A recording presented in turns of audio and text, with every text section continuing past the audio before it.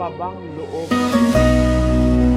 Pagpaparangalan, inaalis dito ang pride, yung parang tiwala ka lagi sa sarili mo, mataas ang pagkakilala mo sa sarili mo, you are better than other person. Ang unang-unang aral ni Kristo sinabi, para makarating tayo sa langit, matuto tayo na pagpapakumbabang loob.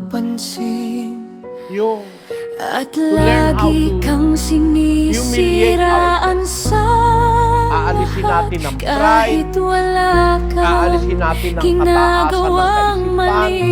aalisin natin ang Ikaw pa rin kayabangan, ang may aalisin natin ang sarap. pagpaparangalan, kapalaran Ang yun. puso mo ay mapuso, Meron kasi mga tao, laging nagagalit sa walang dahilan. mayabang, tiwala sa sarili, Laging naiinggit, walang awa sa kapwa.